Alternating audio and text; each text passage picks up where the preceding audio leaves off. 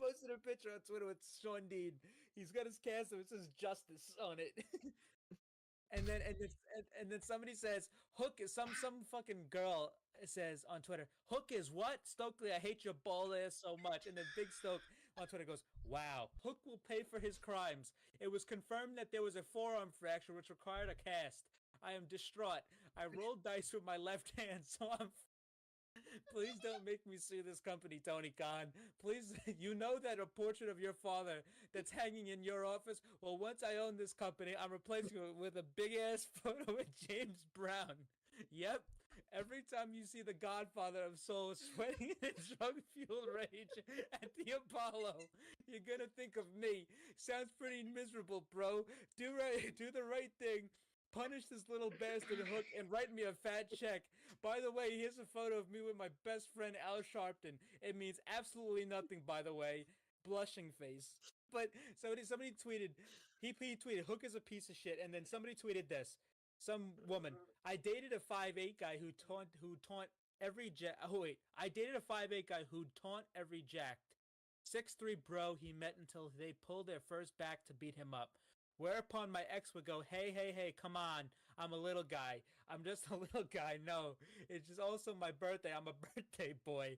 It somehow always worked. And then Stokely just quote tweets it. Fuck you. Tony Brown, but who the fuck's in the background? It's Hook. It's fucking Hook. And then he's getting twerked on by some fucking broad. My t-shirt money is now in the ass crack of some fucking stripper. So thanks, Hook. But I don't but Jesus Christ, this is the greatest fucking thing I've ever seen. Clip it.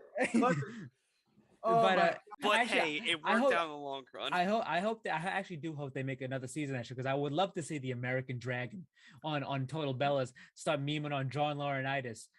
You have live footage of John Laurinaitis in his living room calling somebody in his underwear saying, "Hey, bud, you fired." What did Max Caster say about me? Like, I'm embarrassed the fact that I'm hosting a post show for this crap. I'm proud of you, Carl. I love this. We did our Valentine's Day post of Hooked on You, but it was mainly for Jamie Hayter and only Jamie Hayter.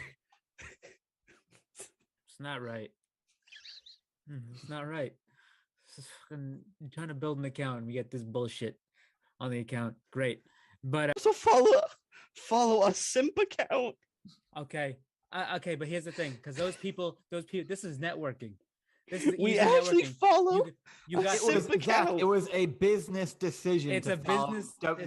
You have to follow these people. This is like following. If you want a stan account, you got to follow the other stans. And when you get big, you get rid of them. You get rid of them after that. It's over with. I open up our Instagram and the first thing I see is Pro Wrestling Simp, and I'm like, what is this? I don't look at that. I don't look at that stuff. It's a business decision because that guy promotes us, and then when we don't need him anymore, we toss him aside. That's what happens. Yeah, well, Libri got go fucking slap it on a t-shirt and continue to use the move forehead. Unprettier. This guy just say fucking forehead. What? This guy say forehead. Yes, I did. You think I fucking wouldn't catch that? You think nobody on this program would catch that? But I did. For weird. You almost didn't. For weird. Let's be honest. You almost didn't. Weird champ. This is what we resort to here. All right. Next up. Unbelievable. Five head. Next up, we have. Why people happy? Pagu.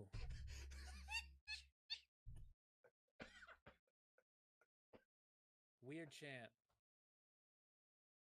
Weird. Forehead. Oh god. Franker faces. Oh. Wowie. Why people sad? What else? Look at how red my face is. What else we got? Let me go on Twitch right quick. Okay. Why do people happy? KW, LOLW, XQCL. All right. The Acclaim promo now. We were page. Okay. They're just like, yo, it's not gonna be a triple. It's not gonna be a Yo, normal. dude, we're gonna do a fatal 4-way poggers, bro. Thanks for the fucking God bits. fucking damn it! Jump off a roof. Well, they just lost Gunther, so I don't know how that is gonna survive. But what's it called?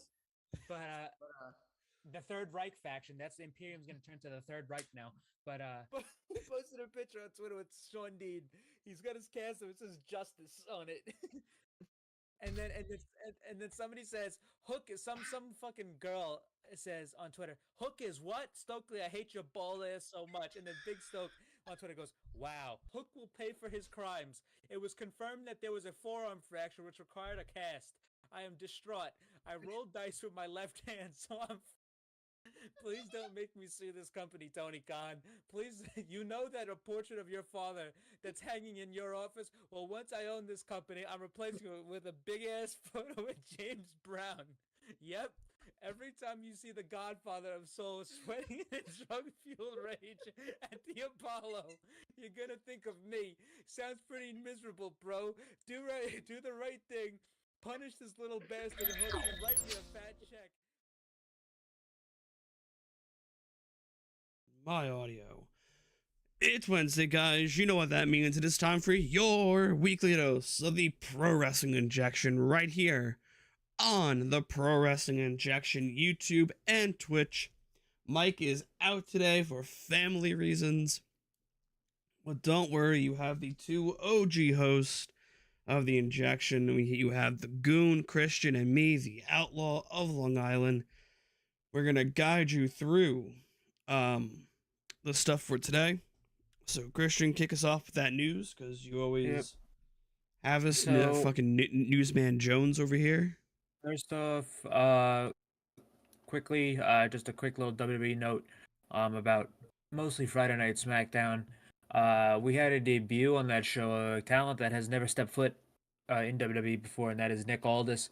A lot of speculation where Nick Aldis was going to go since his Impact deal was up. Would he go to AEW? Would he go back to the NWA? Would he go to WWE? And we got our answer. He did go to the WWE. He had like a month or two of tryouts as a producer and an agent backstage. And I guess they must have liked him so much. And obviously he's been an on-air talent for a couple of years now. And he's now the general manager of Friday Night SmackDown. And I think it's a great thing to get Nick Aldis on television, on WWE television. It's my hope that he gets to wrestle maybe a couple times, like if they have an angle where he has to wrestle. So yeah, I thought that was really cool. Jade was on the show. Jade's been on all three brands so far, so we don't know where she's gonna go. That's kind of the mystery with her. So she hasn't been in front of a crowd yet. So still jury's out on that. But that's the quick little WWE news. New Japan wise, we had the Royal Quest show, number 3, Royal Quest 3. It was a great show. Great matches on this show. Very, very good stuff. Especially the final 2 matches, Shingo Takagi versus Tomohiro Ishii, which they've had countless matches. This was another great match. I mean, that's when you get those 2 guys together, you're always going to get something great. And then the main event for the IWGP United States / United Kingdom Heavyweight Championship between Will Ospreay and Zack Sabre Jr. Absolute classic, 30-minute banger. Fucking unbelievable match. It was just incredible, these two. The two best British wrestlers in the world, in my opinion, Will Ospreay and Zack Sabre Jr. But yeah, these two went in there and fucking ripped it up, as expected. There was a couple spots in the match that do pertain to AEW. Ospreay, I guess going first with Ospreay, he was giving shout outs to Don Callis, like even before and after the match, talking about family business and stuff like that. So I expect to see him soon in AEW again, because his schedule is probably going to be pretty open after Power Struggle, which is the next New Japan pay-per-view. And Zack Sabre Jr. Was more apparent. He actually was using a couple of Bryan's moves in the match, and that was very much on purpose, because on Collision in Danielson's match with Christian Cage, he was using some of Zack's moves. That Euro clutch spot was not on. Even the commentary team picked up on it. That's Zach's. So that was pretty cool. So obviously, and even obviously after Wrestle Dream, the ending of that match basically said we're not done. Oh yeah, I have a feeling now we're in the 95 centile of going into just Wrestle Kingdom for them. I have a feeling we're in the 95 centile. Well, yeah, not yet. We have one more pay-per-view. Before then it's Power Struggle. They're going to be doing that, and that's a bigger show for them. Well, I that's think I think it's the fact at which New Japan wants to do stuff that I think they would rather have Brian and Zach go into a match where the people don't have to pay extra via New Japan Worlds or other resources for it. I think they would give that to. Well, I'm not saying they're gonna wrestle at Power Struggle because that's probably not gonna happen. I'm saying that, and I don't even know if they're gonna be wrestling at Wrestle Kingdom because Okada right now does not have an opponent for Wrestle Kingdom, and they'll find someone for Okada. It's not going to be Zack Sabre Jr. or no. I'm saying Bryan Danielson. Maybe because if Bryan Danielson wants to go on this gigantic run as for the last year of him being a full-time active in-ring talent, yeah, this is the year to do the Tokyo Dome if he wants to. And Okada doesn't have opponent. That match they had at Forbidden Door was an appetizer. They obviously knew that they're gonna go again, and so I believe that you'll probably get Zach and Danielson again next year, maybe at Dominion, Forbidden Door, maybe even New Beginning in New Japan, or maybe they get Brian in the New Japan Cup or something like that. But sometime over there they'll probably get him. But yeah, that was a bunch of the only 3 matches that are announced for Power Struggle right now is Tangaloa versus David Finlay. And the one that actually has very much are important. We have the Great O'Khan versus John Moxley. Moxley is going to be making the trip over again. That means he's cleared at least. Yeah, he'll be cleared by then. It's this Power Struggle is going to be taking place on November 4th. So if he hasn't been cleared already, he'll definitely be cleared by then. But yeah, he's going to be wrestling Great O'Khan in a first time ever matchup, and after Great O'Khan called him out. But after the main event, Ospreay retained over Zack Sabre Jr. Shota Umino obviously has ties with Jon Moxley. He challenged Will Ospreay to a match, and basically it's like 1 year because they had a match last November at a historic crossover. But yeah, we're gonna be getting Ospreay versus Shota Umino, so that'll be very, very good.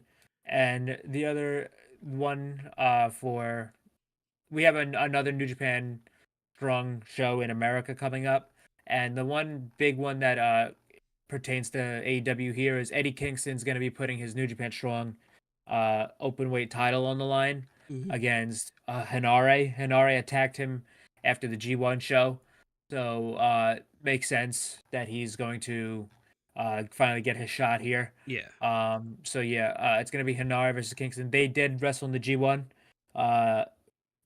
Kingston did pick up the victory there, so I believe he did. But yeah, it's a rematch from the G1, and that should be very excited. The main event for that show, I believe, is Tama Tonga and Shingo Takagi for the Never Openweight Championship, which is going to be great. But yeah, that's really all there is to it for the New Japan side of things, and how that pertains to AEW, I guess. Well, pertaining to AEW, but with New Japan news. November 9th, the iOS, Android, Roku TV app. Also, any Apple TV users will get a app dedicated to New Japan World, which is very, very good news. Yes. This is something me and a bunch of people, a bunch of New Japan fans have been asking for very much. Hell, I've been asking for since I got an Apple years TV. Now. I remember back in like 2018 tweeting Rocky Romero, being like, "Yo, can we get like a dedicated app, like an actual website?" Because the website is very, very old. I mean, I knew it was gonna be like that because if you're not familiar with the video games industry and stuff like that, they're very advanced, but they're very, very traditional and very, very like behind in like certain things in Oh, certain yeah. areas. Like, but yeah, and the New Japan website was like that. Like, if you go search on New Japan World, like Kenny Omega and like Kenny Omega versus Okada, it won't come nothing will come up because you didn't put Okada's first name in it. It's like it's just a very outdated website. It's not very user friendly, but they are going to make a new one. They're gonna get an app. I don't have to watch it on my Xbox anymore when I want to watch it on my TV, Or hell, which is for me, good I don't because have to my fucking sit Xbox here. One is turning into old Yeller. Uh, 10 years, this thing's fucking chugging along. But yeah, that's very, very long overdue, and I'm very excited uh, that we're finally gonna be getting this. Oh, so I'm looking up I'm watching a Twitch stream and they're watching a car chase happening right now in LA. So, yeah. Okay, so it's Wednesday. Other news, the grizzled young vets, James Yep. Drake and Zach Gibson, are officially released from their WWE contract, and they made their first indie appearance this past weekend for Deadlock Pro Wrestling. Huge shout out to them. Been a fan of them since the beginning. That's why I have the Deadlock flag behind me. Also, I just wanted to pay mention to this. I completely forgot to mention this. But this weekend on Saturday is one of Impact's bigger shows, Bound for Glory. And they actually have a very, very good card structured here. I just want to give them a shout out here. They have a Call Your Shot gauntlet. They have the team of MK Ultra, which is Masha Slamovich and Killer Kelly versus Deonna Purrazzo and Tasha Steelz for the Knockouts Tag Team Championships. You have the Rascals versus ABC, which is the Bullet Club's Ace Austin and Chris Bay for the tag titles. You have a Monsters Ball Fatal 4-Way between PCO, Rhino, Steve Macklin, and Moose, who I just saw last Saturday. I went to a Creator Pro show. I met Moose and Chris Dalliner again because I've met both of them. So Sabu was there. It's pretty funny. But we have they have an X Division Championship match between Kenta and Chris Sabin. That sounds good. And the match I'm most excited for, this isn't the main event, but it's the match I'm most excited for is the match between Speedball Mike Bailey and Will Ospreay. That is going to be excellent. I'm definitely going to be watching the show for that match. You have a Knockouts World Championship match between Trinity and Mickey James, and the main event is for the Impact World Championship between Alex Shelley and Josh Alexander, who never lost that title because he had to go get surgery for an injury. But they got a very good card put together. I'm definitely going to be watching that show because of that Ospreay Mike Bailey match. That is can't miss. They already had an unbelievable match at Rev Pro last year, so I can't wait to see that again. Yeah, I guess that's it for the news, right? We're all that was wrapped up pretty in a much nice it. little bow. All right, so tonight's Dynamite, we had one, surprisingly enough, with the small bit of news that we had, but also I didn't pay my Sling subscription in time, so I had to go through alternative means of watching Dynamite tonight. So I watched the fight feed for Dynamite tonight. So no picture-in-picture, no commercials. Pretty weird. But we kick off with Penta taking on Jay White in the opening contest. Yes, this was a very good match. Jay White, he came out with the title, obviously since he still has it with him. But this was a great match. They opened Currently hot. got a title. Yep. They opened with a hot match. This is a first time ever matchup. These two have never been in the ring with each other, which is really cool. So good. But yeah, this is an extremely good match. And I love that they're feeding into the fact that Jay White he's cold, he's calculated, but he's willing to go tit for tat with somebody match. He's not like I wouldn't say he's not a cowardly heel because he is a cowardly heel, but he's a cowardly heel that'll beat you. He'll beat you and he'll out wrestle you, but he's a do cowardly nefarious heel, means. but he's not a chicken shit heel. Yeah, it's like he's cowardly in some areas, but he can wrestle and he knows that, and he knows he can beat you and without even doing all that stuff. He does it because he wants to. But yeah, they had there was a spot where they got into a chop fest, and That was an amazing spot. Penta took off his like his tank top, and that was a great spot. They were chopping shit at each other. They got big reactions, but the finish came from Jay White. Was getting ready to hit his finish, but Penta reversed, and then Wow, now it's me fucking going out of focus Yep. for once. he reversed his finish, but Hold on. then Juice, Austin, and Colton jumped on the apron to distract Penta. And then while the ref was trying to get Austin or Colton down, Juice hit Penta with the left hand of God with his TJ Maxx rings on it. TJ Maxx. Jay White Maxx. Jay White hit the Blade Runner and pinned Penta for the victory. And yeah, this is a very, very good opener. Obviously, we got a fuck finish, but I mean, what do you expect? It's Jay White. See, he could wrestle a match expertly, but he'll take the easy way out in the end. But yeah, great stuff here from these two. Very much would like to see this again. Maybe him and Phoenix. Jay and Phoenix, that is, or like Jay and Juice versus the Lucha Bros. I would like to see that combination sometime in the future. But yeah, great stuff here. Oh yeah. After this, we go into a promo from Jay White saying how MJF is not here, but JAY, your real champion, is here. He then passes the mic over to the Straight Bullet, Rock Hard, Juice Robinson, and he mentions how he got a ring from Jay. It's from TJ Maxx, made out of cubic zirconium, and how he's gonna go into the douchebag dozen Rattle Royale, as he said it, and said, "Hey, I'm gonna win." Yep. So so they were building up the main event. He said that was the main event, so that's what we expected.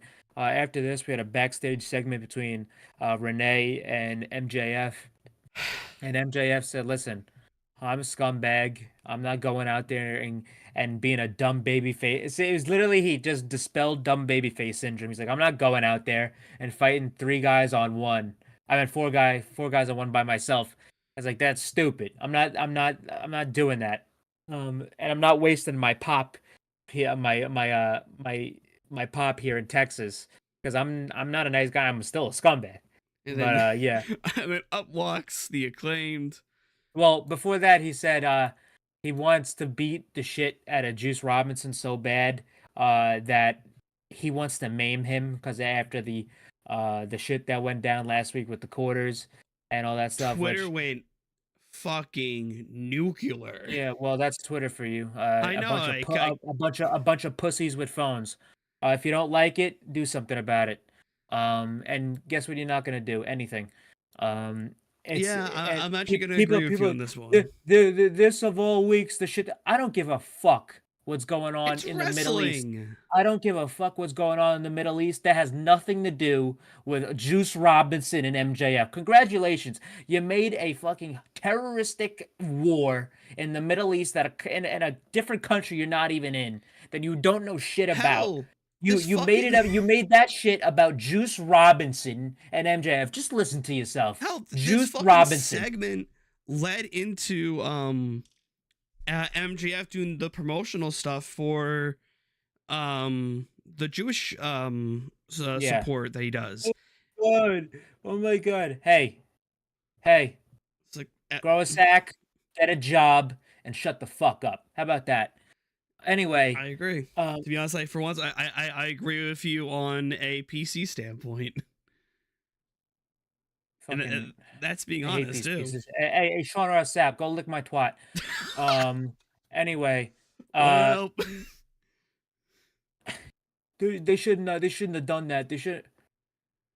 It doesn't fucking matter. How these people live in this country, and how these people make it day to day. Oh my god, my feelings. Oh my god. He said the wrong thing to me. If somebody says something to me, you think I'm gonna melt? Hell, when WWE did this shit with fucking Slaughter, his house almost got fucking like car bombed. Yeah, it's like when it's like when Vince McMahon dropped the N bomb to John Cena. Did Booker T start melting and start spontaneously combusting backstage? No, he didn't. It's a word. Get over it and move the fuck on. Who gives a shit? Anyway, uh, Juice Robinson, MJF wants to maim him and beat the fuck out of him. Anyway, we were about to the get an Acclaim walked update up. on Adam Cole, but then Yeah. up walks Max saying, "Hey, like, come on, like, do you want a scissor?" He's like, MJF you know what? closes the fingers. Well, Just he's no. he's like, no. He's like, you want to come up? And he's like, listen, I'm gonna go. I'm gonna enter into the battle royal. I'm gonna win that battle royal and then beat you for the belt. So you can, No, so you no, can finally ring, put it. ring. I'll beat you for the ring, so I can finally so you can finally put a ring on it. And MJF was like, he had enough. He walked his ass away. And And yeah, I love how Acclaim got on for Renee that. and Bowens are like, "Come on, Max, subtlety, subtlety." It's like, what? And then Yep. Daddy Ass goes, "Man, that guy's a scumbag." Then Max goes, "But he's my scumbag." Yeah, if you didn't know the history between the two, they both trained at Creative Pro Wrestling Academy. They're both Long Island guys. They came up together. They're really good friends. So obviously, it's not like these two don't have history. These guys are known Yeah. each other since they started. But anyway, after this, we had a nice little vignette building up the next match between Hikaru Shida and Emi Sakura, just basically emphasizing the fact that Emi helped train Hikaru Shida, and Shida, it's like teacher versus student. But yeah, this was a good. Yeah, it was really This was good. good. This was a good match. These two have worked together a lot on Dark. I think they've had 10 matches on Dark. But yeah, this was a good match. These two know what they're doing in the ring. Pretty good stuff here. Shida picked up the victory, retained her title. I mean, that was never in doubt. She just got it back. Since we're on like the women's match, I want to bring this up beforehand. But how far out are we from Jamie Hayter returning? Jamie's February, they said. February. Fuck, I thought it would have been sooner. Jamie's not gonna be around for a little bit. Shit, Jamie okay. was told. I'll tell you one woman that we are actually very close to getting back though, and that is Thunder Rosa. Yes. I forgot to give this update. Thunder. I was actually there was a point. There was a part of me saying like maybe she might show up tonight, because they're in Texas. But they're from what I've heard and what people have been saying is that Thunder Rosa is extremely close to getting back. If not, it's going to be any week now. So that's the little update on Thunder Rosa. We still don't know much. And if she is going to come back, it's probably not going to be on Dynamite. It's probably going to be on Collision because she's all over the Collision advertisement. She was in the press release for it. So if she is coming back, it's probably going to end up being on Collision. Anyway, after this, we had a sit-down interview with Renee Paquette and Adam Copeland. There wasn't much sustenance to this that we know of already. Well, I think they needed to do something like this because as unbelievable as it might think, there is people that haven't watched the WWE product in a long time and just came back for Adam Copeland. I said that wrong. Came back for AEW. Came back for AEW, and don't know, like they know about Edge and Christian in WWE and stuff like that, but they don't know some of the nuances between the two, I guess, because a lot of people left. I've seen and I've heard from people that left after the Monday Night Wars and never came back until AEW started up. So that would mean they probably missed mainly all of Edge and Christian in WWE. But yeah, he's just basically saying like the whole idea of me coming here was to team with Christian and end our careers together. But I don't know what's gotten into him. He describes the fact that when they were kids, they knew each other since 6th grade, and he helped become friends with him. They were best friends. They both liked wrestling together. They both tried to get into Adam Copeland went to do this essay contest to get training, and then he had to talk Christian into it. And then when he was in WWE, he would always tell him about his friend and his partner, which was unheard of for like a newcomer back in the day. Try to get him a job. And yeah, he told the story, the history between those two there, and He then had he mentioned that they're the basically godfather of each other's he's the children. godfather of their children. And then you fast forwarded to now. He's like, listen, I get it because he's on like the run of a lifetime right now. I don't want to take away his TNT title. I don't want to take away this run, but he wants to let him know that Nick Wayne and Luchasaurus are gonna drop him like a bad habit, And they and and they will. They and are. and when that happens, he'll be right there to pick him back up. So it's a really heartfelt thing. He's trying to get his friend back. Yeah. But his friend is the biggest villain in professional wrestling right now. Um, from an ethics standpoint and a character standpoint, the guy's a piece of shit. And that was the one thing I kind of wish he harped or Renee asked because yeah, this is all this, and Christian always hasn't been like this. But what if he's just a fucking asshole? What if that's just it? He's just a fucking asshole. This guy. He's not even doing anything different. He's just a fucking asshole. Yeah. I mean, that's okay. But yeah, that's what Adam Copeland. That's all we got of Adam Copeland today. This is the first week. He wasn't in the ring yet. I think the first show since Wrestle Dream where he wasn't in the ring yet. Yeah. So yeah. Good stuff here though. Yeah. I really enjoyed the sit down. The sit downs tonight were very, very good. After this, we had Wardlow versus Ryan Nemeth.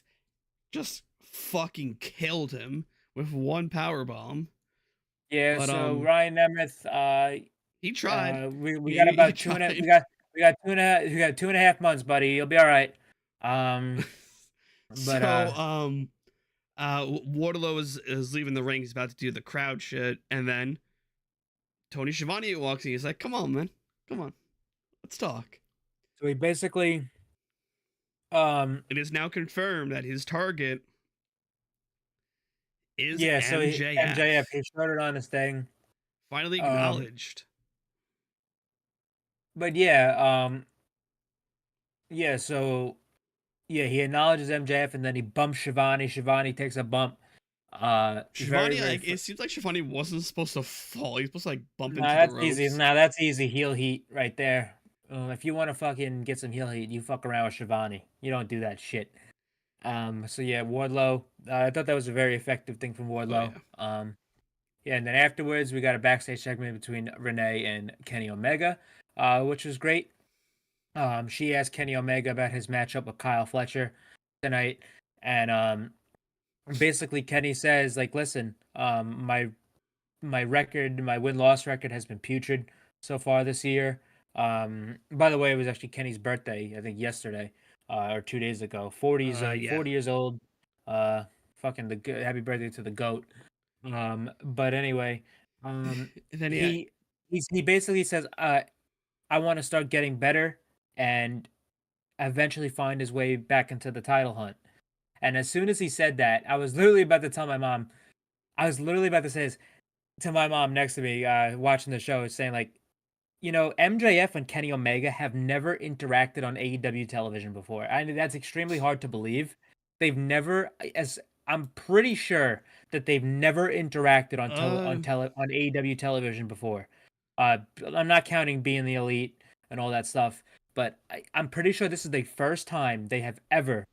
I guess let me do my interacted on AEW television before. Fact checking real quick. Like they might have mentioned I definitely think they've mentioned each other, but I don't think they've been together. But yeah, MJF comes up. He says, "Listen, hey Kenny, I'm a big fan of yours," and I think that's part of it too. I think him saying he's a big fan of his was like introducing himself to him. But he's basically said, "I'm a big fan of yours. I love what you do.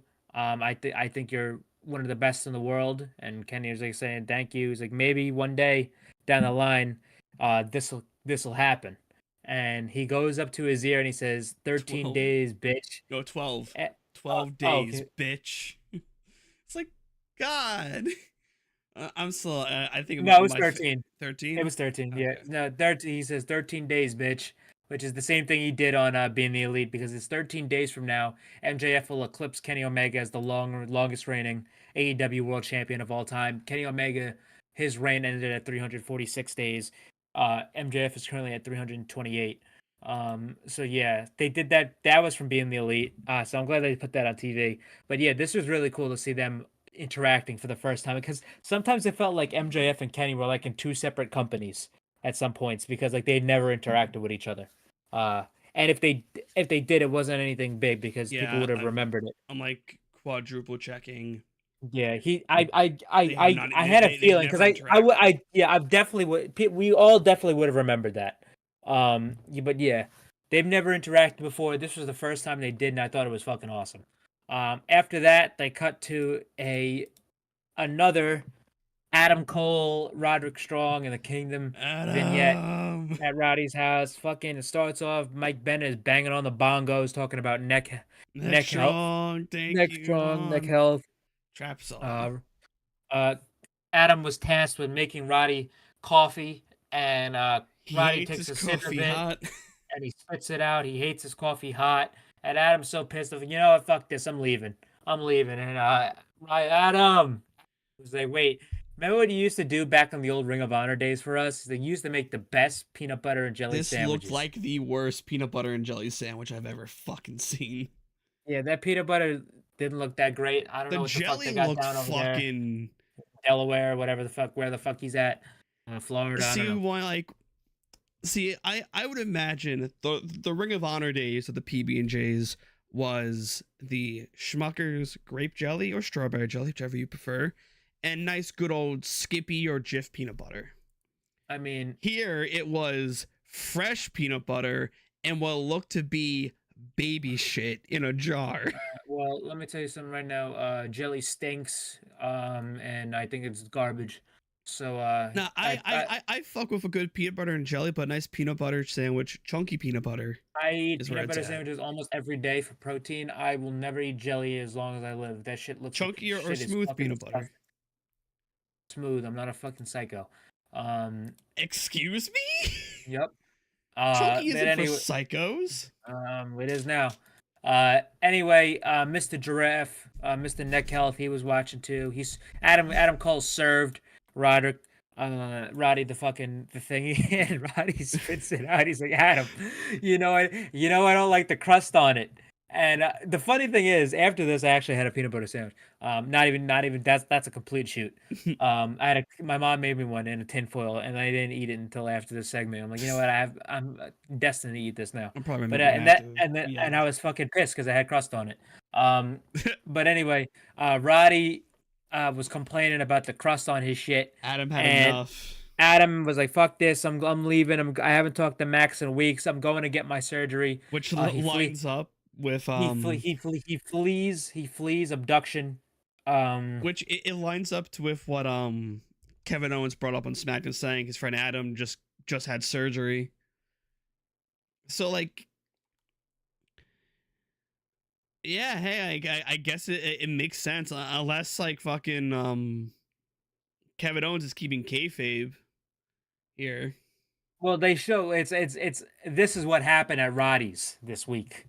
So obviously it's I mean, they don't give a fuck. I have a feeling all these things were shot like they were all shot at once, back to back, and then like he got his surgery. Obviously, it's and like, then Kevin Owens is keeping kayfabe with it. I don't think. Well, that's well, I mean, it's not. I mean, Kevin. Who gives a shit? That doesn't mean anything in the grand scope of AEW. But anyway, Adam finally leaves. The door closes, and yeah, we don't know when we're gonna see Adam again. Well, but Roddy brings up, I guess we gotta be friends with that scumbag, which now leads to who MJF is gonna team with. Yep. So we're probably gonna be the Acclaimed. Yeah. Well, no. I do think he is gonna end up teaming with the Acclaimed. I think it's gonna be. No, wait. I think he's gonna team with the Acclaimed against Bullet Club Gold, but I think Roddy is gonna team with MJF to defend the Ring of Honor World Championships. And then when the time comes, the Kingdom wins a number one contendership match. Roddy's gonna lay down for the Kingdom or throw the match for the Kingdom. And MJF is gonna go to Adam Cole. He's gonna go to Adam Cole and he's gonna flip the fuck out, and he's gonna be pissed because he was trying to hold him for Adam. and then Adam's gonna be even more pissed at Roddy. That's all I'm seeing where this is going here. No, I think to put both Roddy and the Kingdom in the good graces of Cole. Because then what's the point with the Acclaim then? What's the entire point of them doing this with the Acclaimed? Maybe like he agrees to do the Acclaimed, but then the Acclaimed get jumped. They've already teased him partnering with them against they've asked him twice that they're gonna team with they want to team with him to help him against Bullet Club Gold. Well, maybe what I could see the Acclaim doing this for now, and then after Full Gear, what he's done with Bullet Club Gold, then doing shit. Then Roddy shows back up and says, "Hey, let's fucking team." Or Adam asks him to. I say both. Like I said, I see it, but like I also see them doing this with with the Kingdom and Roddy helping MJF go up against Bullet Club Gold. I think that would 100% in Roddy's eyes put Roddy and the Kingdom in the good graces of they could of do Cole. that. I'm saying they could do that without them having to fight Bullet Club Gold. They could do that with just him and Roddy, it would make because the most sense. Then that's the thing. Everything has to make sense, because if that happens, then the Acclaimed stuff doesn't make sense. Well, you could still involve the Acclaimed, like I said, the Acclaimed Yeah, could but get jumped. there's too many cooks in the kitchen at that point. There's too many cooks in the kitchen. You have to do the Acclaimed, MJF and the Acclaimed against Bullet Club Gold. Below that, you could do one match, which is probably going to end up being. You're doing this shit with Max, and you're doing all that stuff. Do the match with them and with Max and the Acclaimed versus Bullet Club Gold, and then because that can end after they could do the match. It can end there, and then Roddy can show up, and then it'll be over with. If they do both at the same time, it's like there's too many cooks in the kitchen. There's too many stuff at play here. Also, they just teased Wardlow going after the title. They just teased Kenny Omega going after the title, which is going to be down the line. And Samoa Joe, that's going to be down the line. That's way too many. That's too much shit going on. I would like I said, I 100% do see like it makes the most sense with the Acclaimed stuff, but like I think they're going to definitely flip this to I just think that I do see it'd be too many cooks. Too many cooks. It's not even just that too. I just think that'd be a bad move, because you could still get there without fucking over the Acclaimed and what they're doing right now. So do the Acclaimed stuff now, get that over with, and when MJF is done with that, Roddy and the Kingdom come back up, and they could show back up. They could do. I mean, that's the thing too about Roddy and the Kingdom. When Roddy had I don't think we've ever seen a Kingdom and Roddy trios match yet. I think it's either just been Roddy 1-on-1 or the Kingdom in a tag match. So it could be just MJF and Roddy, and then the Kingdom accompany them, and then the Kingdom eventually gets their title match, and then that shit goes down. But I just think I'm still gonna hold my reserve. Yeah, you could. I'm just saying you could still go. You could still get there to the same spot you're gonna be at. Just finish the Acclaimed stuff first. Stop. Just don't leave loose ends untied. Just finish that, because the Acclaimed stuff is not gonna go past Full Gear. This shit ain't going past Full Gear. I don't even think this stuff is gonna make it to Full Gear. I just think they're gonna do this for the match with the Bullet Club Gold, and they just do that now, and then you get to Roddy. Then you can go, and that's the thing too. They get to Roddy, but then they can go all in with Roddy. They can go full bore on Roddy.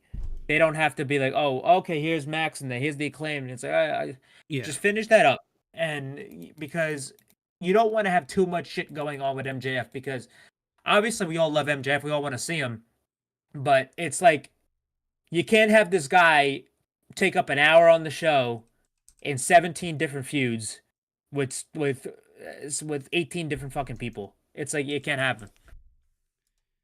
Yeah, I see it. I understand. Also, I'm just gonna hold my reserves. and I'm after allowed the to in this case. I'm just going to. after this, we had the Don Callis family come out for an in-ring promo segment with Tony Schiavone. And yep, it was just Hobbs and Takeshita with Callis here. Obviously, Ospreay is not in the country, and Sammy Guevara is dealing with a concussion, which he sustained at Wrestle Dream.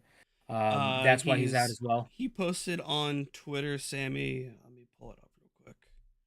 That like he's not 100%.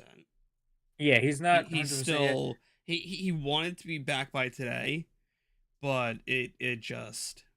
He said, "Good news, bad news. Bad news. I'm not cleared yet. Good news. Every day I'm feeling better. Sorry, Houston. I really wanted to put on a show for y'all. Hopefully next time. Also, Yeah, fuck Chris because he's Jericho." from Houston. Well, because he's from Houston. That's why he wanted to be on the show. Yeah. But yeah, he has a concussion, and plus he's gonna end up on maternity leave soon. So I don't know if he's gonna be back anytime soon. Because Concussions are. Well, not even that. I'm saying maternity. If he's already done with the concussion, he'd probably just stay away because Ty's due in November, December. So you don't want to be missing something like that. True. But anyway, yeah, we had Takeshita, Hobbs, and Hobbs was added to the painting, so yeah. so this painting's in obviously thought he would be. So this painting means that like more people. Well, I wouldn't say that everybody in the painting that he's gonna have end up with fucking 9 people in the group yet. We don't know that. Like, I wouldn't put it past Tony Khan's creative ideas for this. Yeah, but I'm saying that all that could be is they're just putting him in it, and then you could just have the rest of the blurred out faces. Also, that could be. I mean, also, you can't be booking for a painting. True. Also, I know you just say can't be booking for a painting. I will still stand by it. I believe putting Takeshita in the Judas spot is something you should always be paying attention to. Because that's just me, and I'm an attention to detail fucking nut job. So, yeah. Also, but yeah, basically, this was Hobbs' introductory promo to the Don Callis family. Basically, every member has this. But yeah, we had Hobbs basically saying he's held a grudge against Chris Jericho for 25 years because when he was 6 years old, he was at the wrestling show that his grandmother paid in 1998. In 1998, front row, and Jericho went up to them, walked right past him and his grandmother, and he told him to sit his ass down and walk right past them. So he's held that grudge for 25 He told his grandma to shut up and told him to sit down. Yeah, so and you don't tell Big Mama to do that. That was obviously heel Jericho at the time, but yeah, he held that grudge for 25 years, and that's why he destroyed and dismantled Jericho how he did last week on Dynamite, and that was great. And I like that from Hobbs that he's like, listen, Don put him over as a killing machine. He was great. We are undefeated as a family, except for that 1 week where Kyle Fletcher basically lost the match for us, and that good for nothing Kyle Fletcher. And then Kyle ended up coming out because Kyle said it was because Ospreay begged him to give Kyle an opportunity and have Kyle step in. But yeah, Kyle came out and he said, listen, he called Don called Kyle a scab, which for those who don't know, it's just like a term used for like when people hire someone to do work that others can't do. Hence why if people pay attention during like the writing strike, if you wrote for a company during the strike and you were a WGA member, you were considered a scab because you were just being used and they just picked away at you. So yeah, there's your vocabulary lingo for today. Kyle basically just said, listen, I'm not backing down from anything. I mean Osprey. Yeah, I mean he talked about how Osprey is his boy, but yeah, he's like, listen, I'm gonna beat Kenny Omega because this went right into the Kenny Omega match, but I'm gonna beat Kenny Omega, and I don't need anybody to help me do it. So Don, Takeshita, and Hobbs left. Oh well, before that, Don said if you beat Kenny Omega, we could have a conversation. Don went to go on commentary. Here comes Kenny Omega, and the match started. This was my favorite match of the night. This was an excellent match. Uh, I mean, Kyle had a great match against Bryan Danielson on Collision 2 weeks ago, and this was another one with Kenny Omega. This was an excellent match between Kyle and Kenny Omega. There's no person in the. I mean, Kenny's my favorite wrestler, but there's nobody in that I love just watching wrestle than Kenny Omega. Oh yeah. It's just he's so smart, and it's just everything is fucking good. I mean, there's nothing bad about it. I mean, it's something else watching him work. But this was an excellent match. He made Kyle look like $1,000,000, and he even made Kyle look like he had a shot with a couple of great near falls. But the finish came with one of the best V triggers Kenny has ever hit. Turn Kyle right inside out, and then hit him with the one winged angel. And the funniest part of the match was Callis hyping up Fletcher on commentary the entire match. And as soon as the 3 count hits, he's calling this guy a good for nothing hack. He's nothing. He sucks. I mean, he was just going in on Kyle after the bell rung. But this was a great outing from Kyle Fletcher. I'm glad they're using him even when his partner's down. But yeah, Kyle is fantastic. Kenny obviously looked great. I mean, this is Kenny's first singles victory post on Callis. And I don't know which. I'm gonna look up the last time Kenny got a singles victory. But yeah, it's been a very, very long time. Singles victory. Yeah, here it is. May 7th against Wheeler Yuta on Dynamite. That was the last time Kenny won a singles match. Right. And that was pre I believe that was well actually no, that was post Don Callis. So yeah, that was the only one he won post Don Callis. All right. But yeah, good stuff there. Yeah. After this, Kyle and Kenny. we had the Danhausen return vignette. Yeah, these have been popping up on Rampage and Collision as of late. First time on Dynamite. Yeah, this should be he's coming soon. Going up by since we all saw him at walking around outside at Arthur Ashe. He's no longer I did see him. in a sling. He's probably just slowly doing the rehab for it, and he'll be back. I would assume if they really want to, I would assume by Halloween. I think they want to push it for Halloween because that would make the most sense for him. Yeah, probably. Like and that's the thing. And that's the thing too. Like he doesn't have to come back and return and wrestle. Like he already wrestled sparingly. When he was with Hook. Come on. What? Burt Young passed away. I have no idea. From Rocky, his coach. Not the coach. Actually, it might have been the coach. I don't know him from Rocky, but I know him from The Sopranos. Oh, Paulie. He was Bobby Bacala's father in The Sopranos. He also was Paulie in Rocky. In Rocky, yep. Yeah. Hey, T's and P's. Yeah, T's and P's. Also, speaking of, I finished Sopranos. There you go. And I watched Saints in New York, the mini Saints in Newark. Interesting story. I loved how they talked about it and kind of built it up. I saw that by myself in theaters with like fucking an empty theater, and I was kind of like, I only popped for anything but the ending. But anyway. Yeah, that is true. Off record, at the end of The Sopranos, are you? Do I think Tony dies? Yes. Yes. All right, good.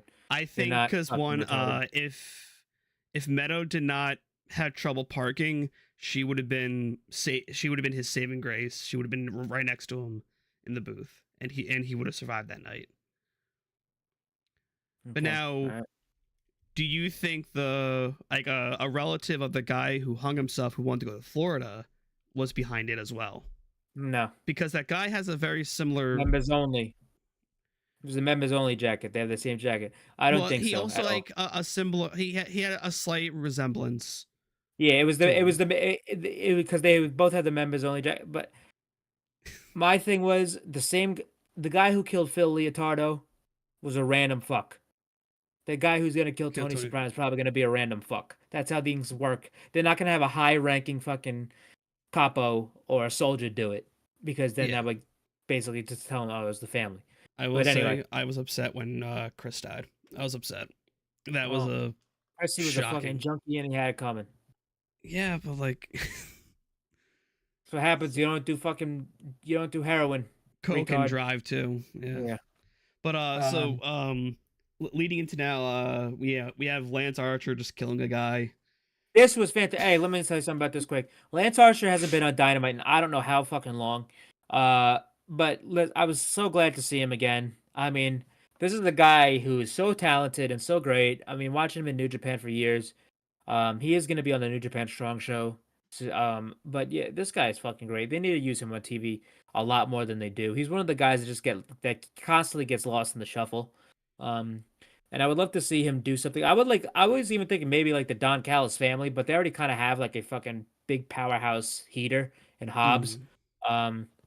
So I could see them placing him somewhere else. I always said that he would be a great person to have the international title.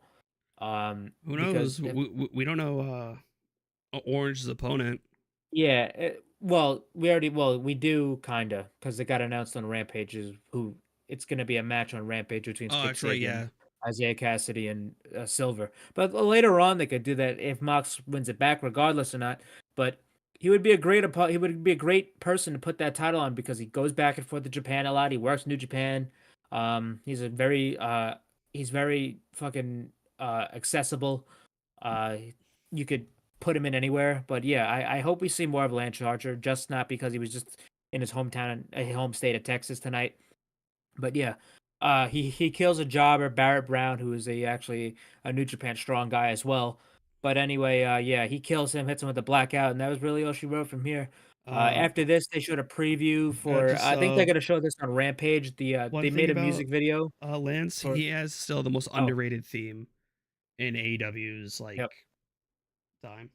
But yeah, so Swerve has a remix to his song. Well, it's not it's not a remix. Like the one he's coming out to now is technically the remix. So like the original one he was coming out to when he was a babyface, it was like a faster version of the Big Pressure, which is the song he comes out to now. But this one it's slowed down because he's a heel. But yeah, they put together a music video for it, him in Flash garments, because they made the song. Nana's in it. That's gonna premiere. I think they're gonna show it on Rampage. So yeah, and then after that, they showed a little vignette of Nana and Swerve talking about the music video, but then he changes the subject to Hangman and basically all sternly says, like, listen, I should be happy, but I'm not. I told you, Hangman, this was nothing personal. It was for your spot. It was me against your spot, me against your position. It was nothing personal. But now you went and made it personal, and now I'm going to have to take care of that. So now they got a big problem. So Hangman and Swerve are going to continue, which I'm a big fan of. I think this is a great feud. I think they had a great match at Wrestle Dream, and I'm glad they're going again. I would have Swerve ultimately win this feud. They could have Hangman win another match. They could have Hangman win a match in the feud, but I would ultimately have Swerve come out of the feud the victor because I do see Swerve as a title contender sooner rather than later. Not too sooner. I'm saying about sooner, saying basically the next 2 years.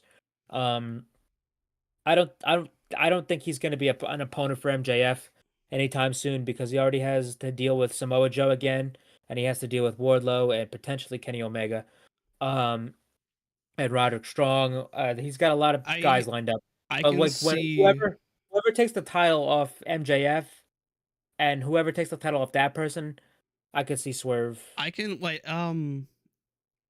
because with Revolution around the corner in a matter of like 3 or 4 months, February or is March. is the face of the Revolution ladder match like for the That's AEW usually title? no. That's usually for a TNT title shot. Okay, they might. Hey, maybe they switch it around and put it for any of the two titles.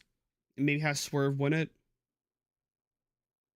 The TNT title. Well, no, have him say they would switch like how the ring works, how like the face of the Revolution ladder match works. Instead of it being for a TNT title shot, it can be either for a TNT or an AEW, then have Swerve win it and go about it that way. The only reason I wouldn't do that is because I don't think Swerve needs it. Well, I think if you want to establish Swerve as a fucking challenger, you have him run through a bunch of high names. I'm not talking about just guy like Rampage style guys. I'm saying hit off guys like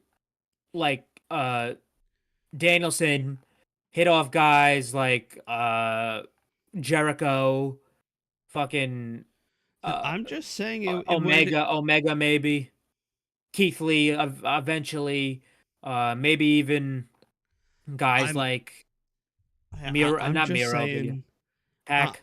I'm just saying it would be an easy way to put him in that situation versus like having to. That's the thing, though. I don't think they should. I think that I don't. Well, like I don't think you can have some of the top guys there because a lot of times the top guys do enter there. Maybe hell even put Hangman in that ladder match. That's the one complaint about put a Claudio. That's one complaint I have AEW. So I have a lot about AEW sometimes that they do something like that, like a ladder match or a battle royal. It's like, all right, do this. Guy won, boom, match, and then the match happens and then it's kind of over. I'd rather have them have Swerve pick guys off, high names off, complete. And listen, what's gonna help Swerve more? Him beating a Keith Lee, a Danielson, a Kenny Omega, Adam Cole when he's back, Roddy, Samoa Joe.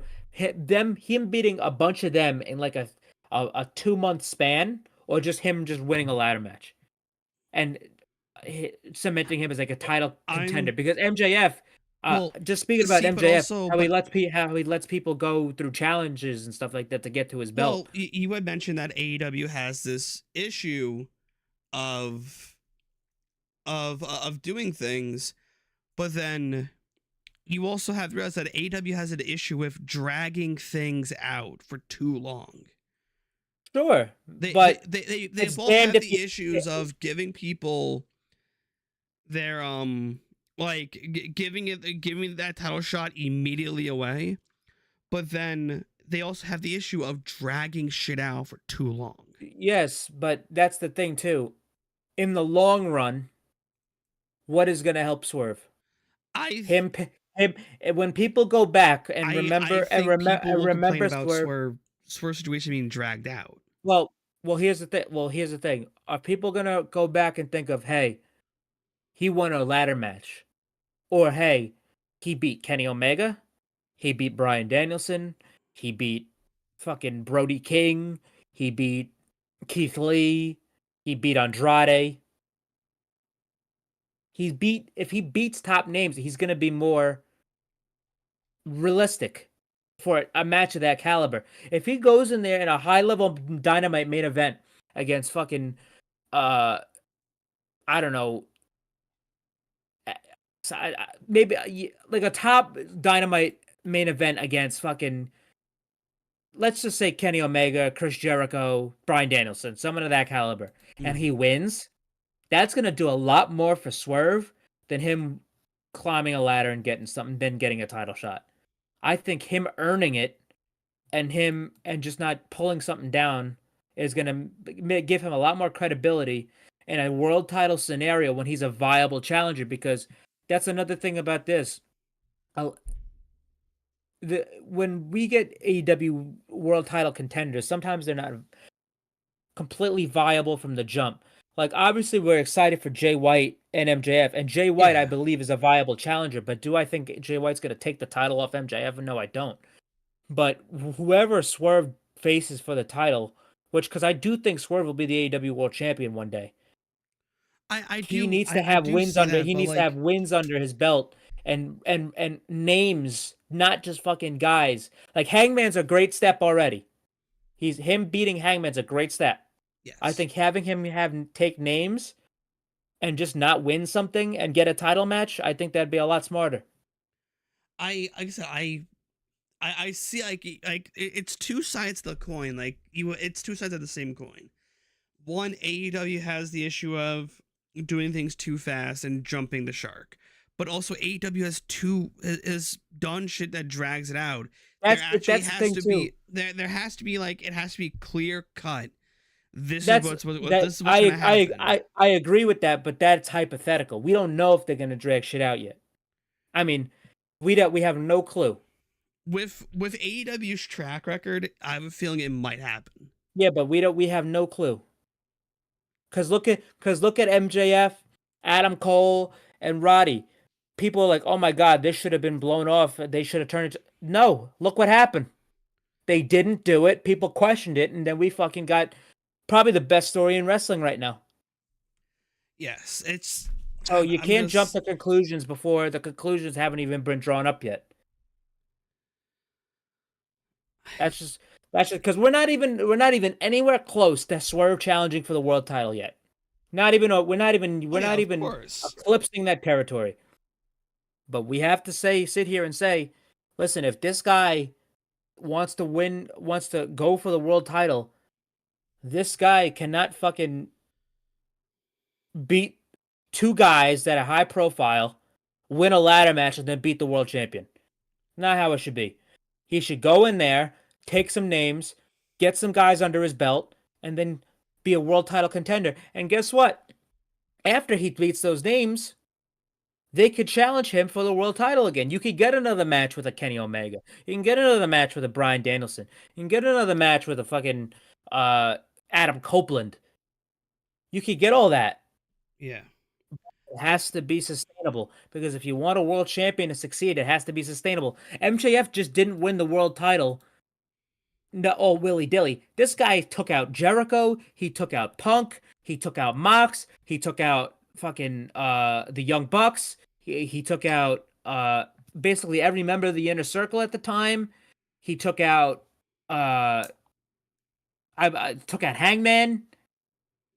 This is shit he's done, and he had to go through shit, and he had to go through guys to get to that title. So if you want to get a world title contender, you got to get.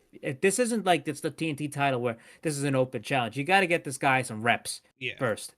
I think. But anyway, I think here with this one, I think we have to now go by the saying, we gotta let it play out. I guess here we gotta. I think for both ends, we just gotta let it play out. Also, after this, we had Tony Schiavone in the ring tonight again, and he was calling out Sting. So Sting comes out. Sting was advertised to be addressing the crowd tonight, which with that I was like, maybe we're probably going to hear something about maybe some sort of retirement. Everyone was fearing that. But yeah, Sting came in the ring. He reminisced on stuff he did in his career back in WCW, and he shouted a bunch of guys to Hogan, to Flair, to Bagwell, to the signers. Hogan got booed. No one but, likes that fuck. Well, Sting did the right thing though. He said, "Listen, he did a lot of things for me. Listen, regardless of how you feel about Hogan, how anybody feels about Hogan, there's no understating the effect he had on the business and what he did for the business. This is history, folks. This is like when they were tearing down fucking statues in public. Like, listen, we get that some of this shit was bad, but listen, this shit happened, and you got to reminisce on it because look how far we've come. What are you tearing down history for? You can't tear down history. We can't block out Hulk Hogan. He's too big of a name. The Hulkster is gonna live beyond all of us. That's how it works. And for better or for worse. And he made a lot of great contributions to the business. Yeah, he might be dicey nowadays, but fucking listen, that's what happened, and that's history. The pro wrestling business wouldn't be what it is today without Hulk Hogan. And if you don't like that, well, tough shit. That's But, history. So Sting though goes, he reminisces, said how like AEW kind of breathed new life into him. Yep. But then Because he had one retirement. Yeah. And then he came around to the word retirement, saying, "My last match for AEW would be at my Rev- first match was at AEW I think Revolution your mic 2021. switched to camera for Oh some reason. shit. You know. Yeah, there you go. It says he said my first match. I started my very first match with AEW was at AEW Revolution 2021. My very last match will be at AEW Revolution 2024. I think I was prepared for this because I was actually like a year ago. I was like, maybe it might be Wembley, not a year ago, but maybe like back when Wembley got announced, like maybe that's it. But he said it wasn't. But yeah, now we have a timetable for the end of Sting's career. I don't think they're gonna run this feud of Darby, Sting, Copeland with Christian, Nick Wayne, and Luchasaurus up in like past Full Gear. I think at least. Well, yeah. I think at maybe least not like Darby. the Sting and Darby and part. Yeah, not ends, the Christian Christian Copeland, Nick Wayne, they're still gonna go. Yeah, they're gonna be like glued at the hip. So yeah, Darby and Sting, they can get away from that. So now we fall back to this. Does Sting go with the idea that everyone's been pushing around, him and Darby for his last match? It's like him and Darby one-on-one. I could see that. I think that's probably what it's going to end up being. I could also see it being a tag match against like a chosen opponents by Sting. I could also see a tag match where it's Sting and somebody else versus Darby and somebody else. I could see that as well. But I do think it'd probably end up being Sting and Darby one-on-one. I think that's like the best bet. Yeah, probably. If he has no desire to do a singles match, then that's all. He said that before, right? He said he has no desire. He said that multiple times. He has no desire to do a singles match. I think with the right opponent, he would do him and Sting. I mean him and Darby. Sorry. Yeah, it's like that's the thing too. It's like if he has no desire, then that's all good for him. And I just hope the opponents are great. But yeah, I really would like to see him mix it up with Darby a little bit. Anyway, that's what he said, and he walked out. And then afterwards, we got Timeless Toni Storm. Was this segment for you in Picture, or was this? Yes. Okay, so I was able to read. Well, it was picture when the picture started. So that was a dumb idea because they actually had text on the screen this time versus Tony pantomiming. What do you mean? So it had like the silent film when they text. We saw that. Yeah, we saw that. It wasn't that hard to read with the picture. Which I liked it better. I like that better with the picture. But yeah, so we had so Tony told him to play the picture. Her and RJ have been great. But yeah, so she's getting a butler next week. I hope it's fucking RJ City. She's getting a studio. She had a banana. She slapped RJ. She and ate RJ that banana whole. We need you on set, and you're gonna be getting a butler. It better you're gonna be getting a butler. You're gonna be getting butler service next week. But that's the thing too. This was rumored for a couple of weeks now, but that Tony was gonna be getting a group.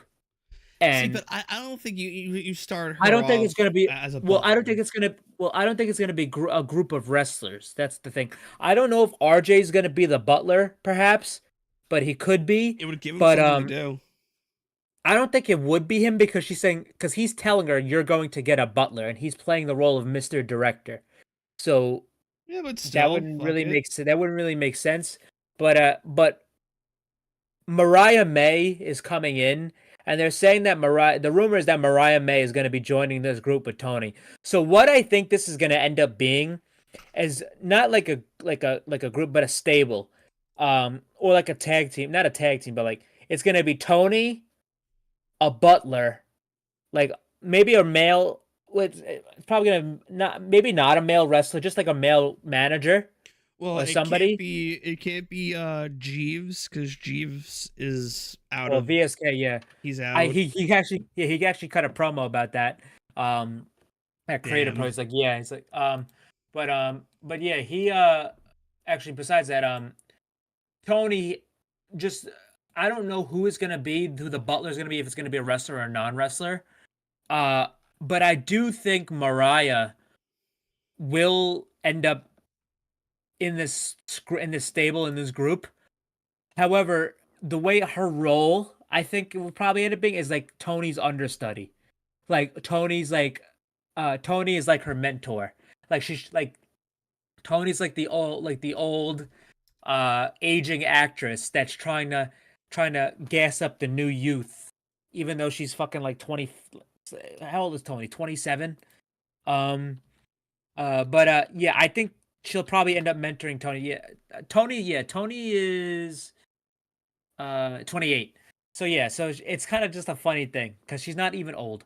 But that's the thing. I think Mariah will end up with her in some sort of like she's like trying to like mentor her. She's like her minion a little bit. It'd be wild. But yeah, I think I don't know who the butler is gonna be. I doubt it's gonna be Mariah because when you think of a butler, you think of a guy in a fucking tux. So I mean, obviously Reggie is still with WWE, but he was a sommelier. That's completely different. But anyway, I don't know who it's gonna be, but I do think this is the start to that rumored group, with her and Mariah. So we'll see where this goes. I'm actually very, very excited, for this because Make Ryan Nemeth the butler. It fits in with the Hollywood gimmick. yeah, but he's the Hollywood star. Yeah, no, he's a Hollywood hunk. He never said He's the star. Hollywood hunk. But maybe, I'm just looking at the roster here. There's nobody really that I could really see that could be the butler. I think that maybe they'll get somebody, maybe Peter Avalon or something like that. Maybe that'll be a good role for something like him because he's not doing anything. Um, yeah, I'm not really sure.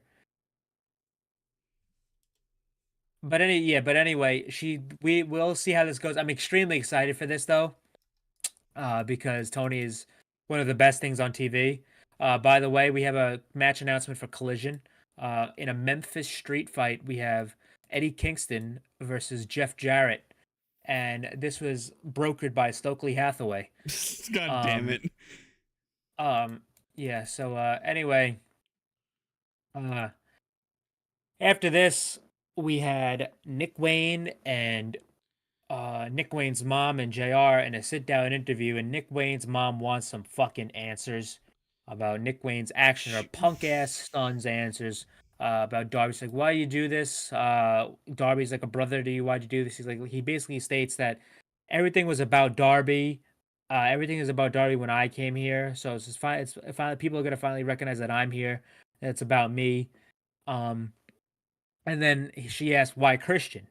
Why Christian? And then he's like, why Christian? He's like, because Christian Cage is a better father figure than Dad ever was. I'm like, Jesus Christ. This is 2 days in a row where kids of former wrestlers have dissed their father figures. Fucking Brian Pillman Jr.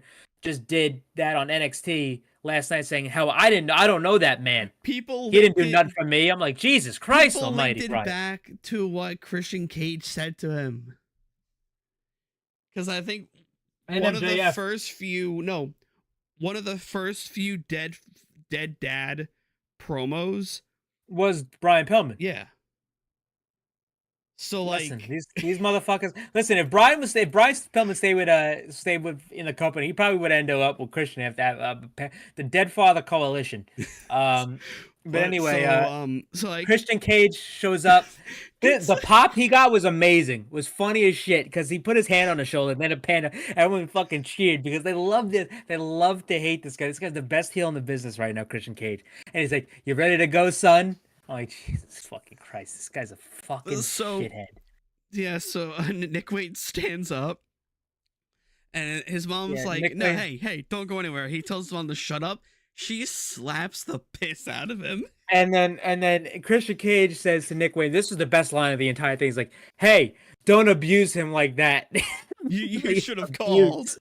Abuse, and he goes, "You should have called." And Nick Wayne's mom is apoplectic. She's saying, so she's apologizing, but all of a sudden there's some commotion outside the door, and she opens the door. Christian Cage is down, Luchasaurus is down, and Darby is beating the shit out of Nick Wayne. And then it cuts back to the commentary team, and then while they're talking, Nick Wayne and Darby Allin are fighting out to the ring. Darby broke Nick Wayne's tooth. I hope you know too. Yeah. So if you look, if any of you have found Nick Wayne's mom's Instagram, Nick Wayne has never had perfect teeth. He had some fucked up teeth growing up as a kid. I think it, well, No, but no, even like prior to like he in his like still late teens, prior to like signing, he had fucked up teeth. Yeah, well, I can't relate. Every dentist that I've gone to said you have perfect teeth for your age. I'm in for your. I mean, I Good never for had you. braces. Good for I you, never had fuck off. braces. Just built different. But it seems. so Darby apparently broke Nick Wayne's tooth like in half. So that Yeah. sucks. After Darby and Nick Wayne brawled out there, fucking Luchasaurus and Christian Cage came out to beat up Darby. Sting came in to help out. He tried to put Christian in the Scorpion Deathlock. Him and Darby ended up in the ring, and Christian's like, "Look what you did to his tooth." But yeah, his front tooth was snapped in half. So thankfully, they have a dentist on their roster that they can call for this type of medical emergency surgery. But anyway, yeah, that was a great segment. Afterwards, we had a backstage segment with Renee, with Hook, Orange Cassidy, the Best Friends, and Chris Statlander. That TBS championship is a lot bigger in person. Really? Because I met her at Creator Pro the other day. It's like the size of the TNT, right? It's the same size as the TNT. It looked as like the width of it looked as big as the world title. Just like the width, like how tall it was.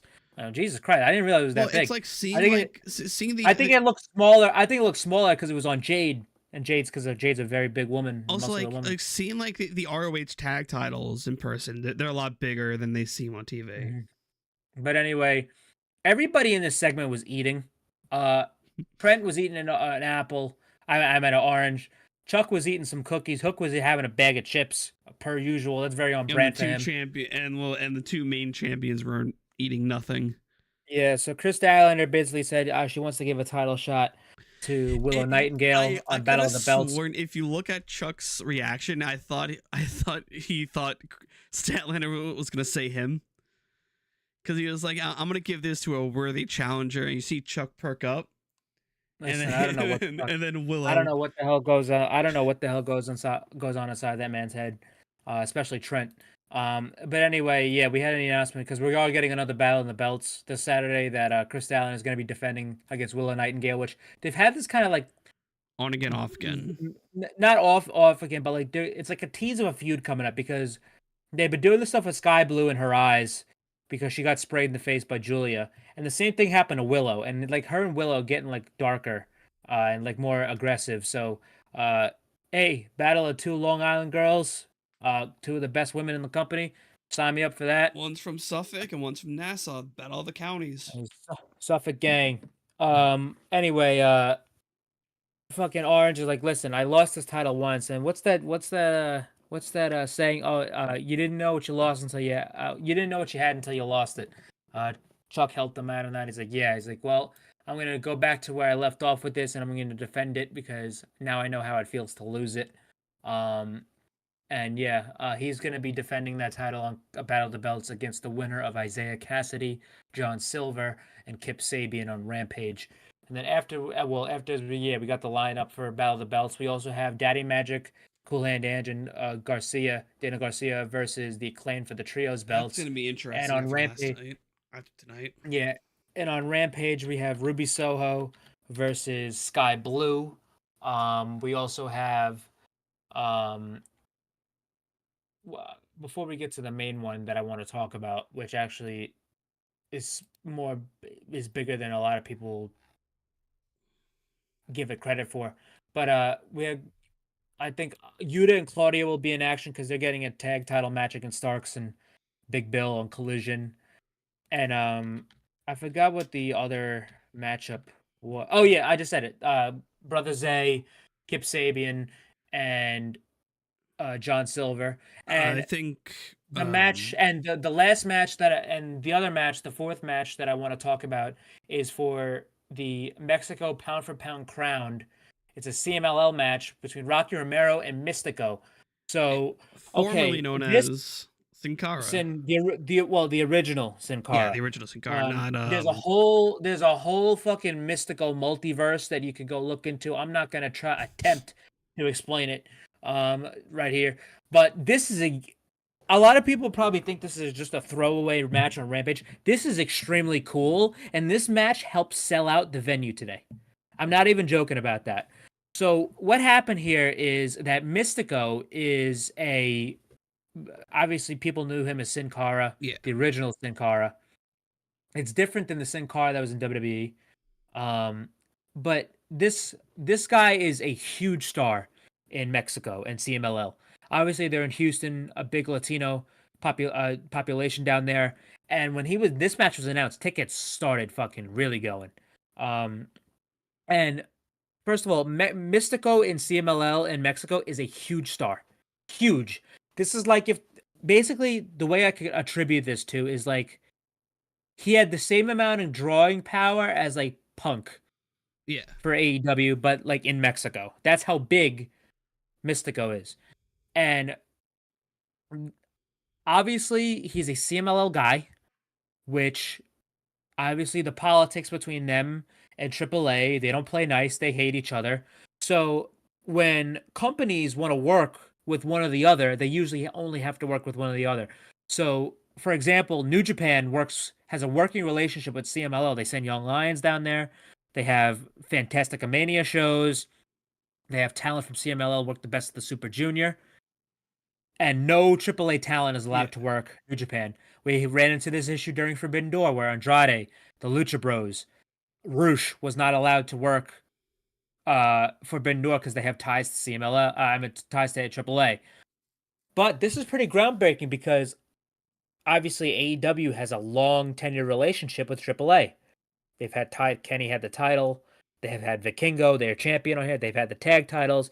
Sammy and Ty have the mixed tag belts.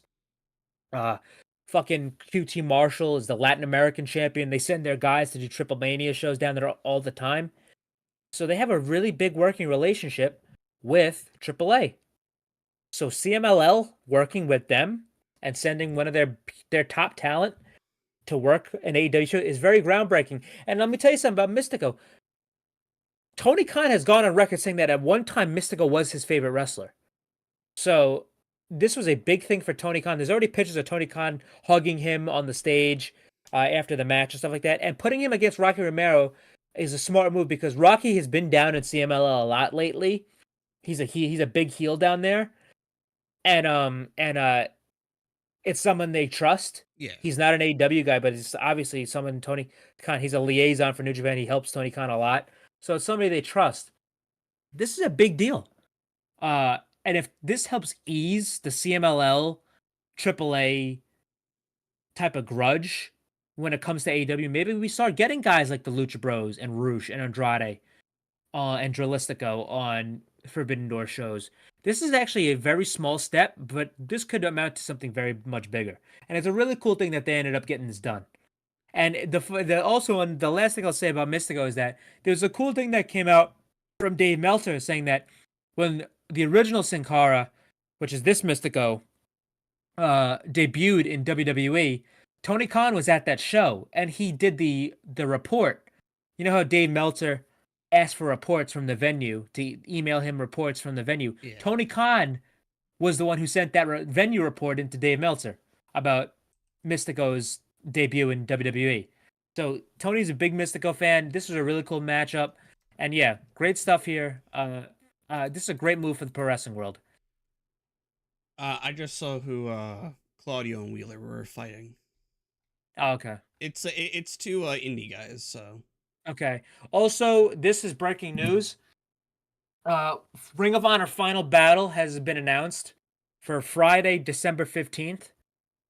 And on the poster, we have Athena, MJF, the Young Bucks, Hangman Page, Eddie Kingston, Samoa Joe, and Katsuyori Shibata. So all of them will most likely be on that show. And yes. And this is, it says it on here too. It's a pay-per-view, but it says exclusively on Ring of Honor Honor Club. So I don't know if it's going to be available on Bleacher Report, but that's breaking news here. And then it's time for the main event. We had the Dynamite Dozen Battle Royal for MJF's Dynamite Diamond Battle Ring. The competitors in this match, we had Dustin Rhodes, we had Juice Robinson, we had Max Caster, Johnny TV, Daniel Garcia, Daddy Magic. We had Jake Hager. We had Matt Sydal. We had Trent. We had, who else do we have? Yeah, I think that was it. Yeah, I believe that was all the competitors in this match. MJF was on commentary. I remember it was MJF. Yeah, you got everyone. Yeah, Jeff Hardy, Matt and Jeff Hardy as well. MJF came out. He was on commentary, talking about how he was going to beat the shit out of whoever won. He comes off commentary. He slips. He walks to the ring. He slips Dustin Rhodes at least a 50 spot, to give Juice Robinson the nut shot in the corner. Oh, it was a 100 spot. They said it could have been a 50. But... Yeah, so to give Juice Robinson a nut shot in his one of his old finishes in the corner. So that was pretty funny. There was a subtle story here during the mini story here in this match between Daniel Garcia and Daddy Magic. They've been playing this up of like him and Daddy Magic having a dissension. So Cool Hand Ange wasn't in this match, but Garcia kept going for the dance, and Daddy Magic kept shutting it down. This happened about 3 times until Daddy Magic ended up getting thrown out. Garcia was able to hit the dance, and then he finally got thrown out, and then Garcia is chastising him on his way. This is completely what do you dumb. mean? This is a complete dumb idea that I have. Oh. Like, Daddy Magic, Cool and Ange join the Callis family as their no jobber type. No. Pins. No.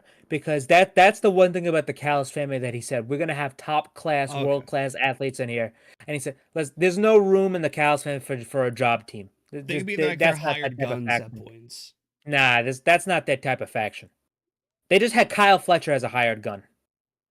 Well, Kyle Fletcher is a big upgrade from Matt Menard and Angelo Parker. Well, yeah, and that's the thing people who hate Jericho more than they gotta it's world class. Yeah, that's not gonna work. I will say this too about them though. They're obviously hinting towards a split up between Garcia, Magic, and Angelo Parker, and they're gonna have that match at Battle of the Belts, and I think stuff might blow out here. My theory about it is that we have 4 men on the side of the Don Callis family. We have Hobbs, Ospreay, Takeshita, and Sammy Guevara. On the other side, we have Kenny Omega, Kota Ibushi, and Chris Jericho. They need a 4th. Who has Don Callis been eyeing in the back?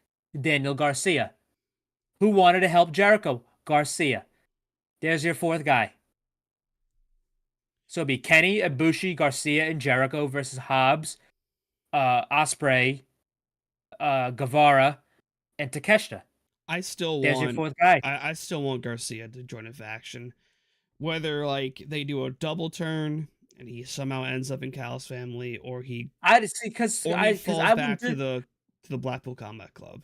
I wouldn't do that at all because he's getting so over with the dance and there's no reason he needs to go be a heel when he's getting this over.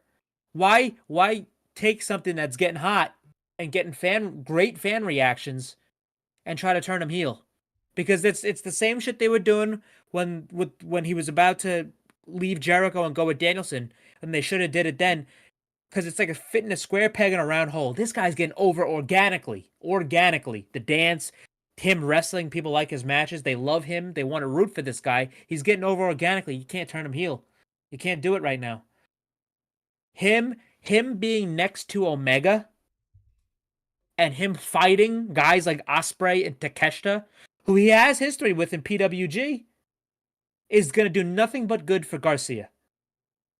They cannot turn this guy heel again. It would be such a misfire, because you getting this guy's getting over so organically. You can't have him do that again, because it would be the same shit they did last time. But anyway, it came down to Max Caster and Juice Robinson. They were both fighting on the apron. Left-handed God. Well, before that, they got back in the ring. Also, what? Max was on commentary. He ended up getting attacked on commentary by Jay White. Max was gonna hit him with the belt, but Jay gave him a low blow. Juice put on his TJ Maxx ring and gave the left hand of God to Max Caster and dumped him out. Juice Robinson won the Battle Royal. He's gonna be wrestling MJF next week for the Dynamite Diamond Ring, and I could very well see Juice winning, getting the Diamond Ring, and not using it, actually, because he's gone on record saying he likes his TJ Maxx ring. He's going to pawn off the Diamond Ring. And obviously, a lot of people are saying, well, what's the purpose of the Diamond Ring and MJF having the Diamond Ring now that he's a babyface? And like the Diamond Ring, is it served its purpose? I think it has. I think this is a good way for them to get rid of the Dynamite Diamond Ring. Basically, this ends the Dynamite Diamond Ring's tenure in AEW, where Juice wins it, he goes and pawns it off, and that's it. They could still use the Diamond Ring, but it's just not his diamond. It's not the Diamond Ring. It's Juice using the fucking TJ Maxx ring. But yeah, Juice wins, and that's how they went off the air. I thought this was a good show. I thought it was a very good show. I really enjoyed it. A lot of great wrestling on the show, a lot of great matches, a lot of great storytelling, and a lot of great angles pitched on this show. And I was really satisfied tonight. I agree. I'm happy that the small little thing in the corner with Juice getting checked up on by doctors was nothing major.